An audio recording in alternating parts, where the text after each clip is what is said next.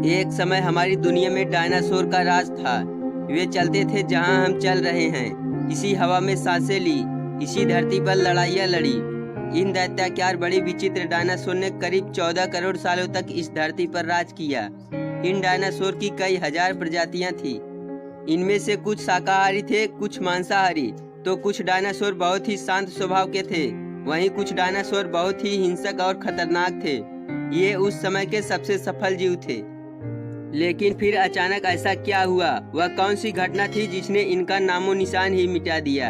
इसे जानने के लिए हमें करोड़ों साल पीछे जाना होगा और डायनासोर के अंतिम दिन को करीब से देखना होगा। तो आइए चलते हैं आज से 65 मिलियन साल यानी 6 करोड़ 50 लाख साल पीछे। आज से करीब 6.5 करोड़ साल पहले धरती पर मौसम सामान्य था।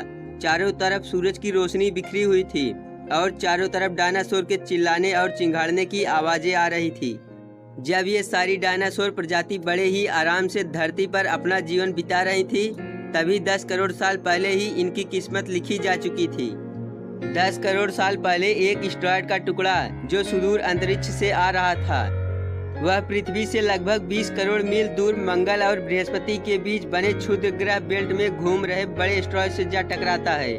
इस टकराव से उस बड़े एस्टेरॉयड की दिशा बदलकर सीधे पृथ्वी की ओर 22,000 मील प्रति घंटे की रफ्तार से बढ़ने लगता है। जब यह एस्टेरॉयड पृथ्वी से 3,84,000 किलोमीटर दूरी पर था, तब धरती से शायद डायनासोर का अंत न होता यदि यह एस्टेरॉयड पृथ्वी के उपग्रह चांद से टकराता।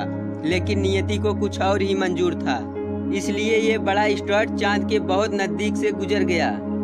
40 किलोमीटर के व्यास वाला 2 ट्रिलियन मीट्रिक टन का ये एस्टेरॉयड प्रत्येक सेकंड धरती की ओर बढ़ता जा रहा था।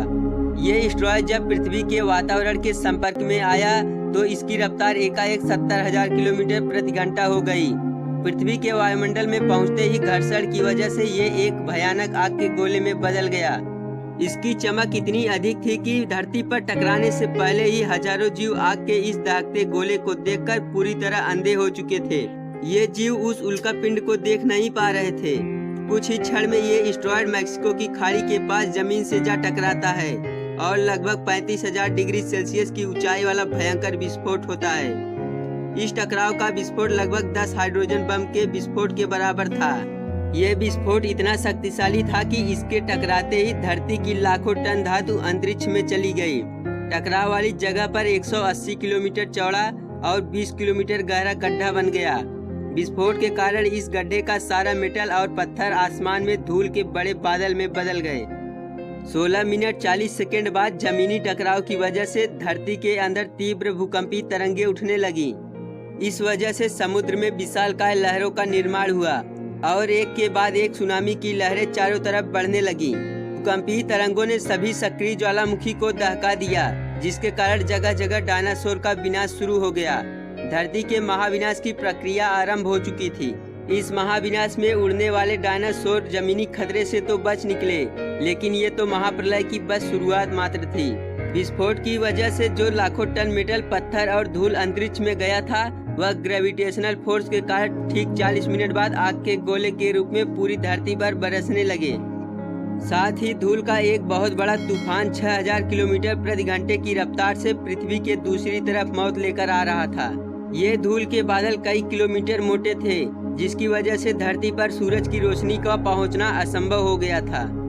विस्फोट के 90 मिनट बाद धरती का तापमान 200 डिग्री सेल्सियस तक बढ़ गया। इसकी वजह से जो डायनासोर विस्फोट के इलाके से कोसों मील दूर थे, वे भी इस गर्मी से नहीं बच पाए।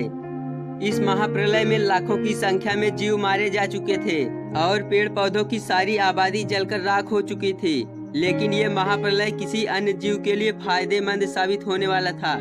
धरती पर डायनासोर का अंत एक छोटी प्रजाति के लिए सुनहरा अवसर लेकर आया और वह प्रजाति थी मैमल्स की। मैमल्स क्या थे, कैसे बच गए महाप्रलय से, डायनासोर के अंत के बाद इंसान कैसे और कहां से आए, ये जानेंगे हम अगले एपिसोड में। अगर आपको ये वीडियो अच्छी लगी हो तो इसे लाइक और शेयर जरूर करें और ऐसे ही इंटरेस्टिंग वीडियो के लिए चैनल को भी सब्सक्राइब करके बेल आइकन को ऑल पर प्रेस जरूर करें।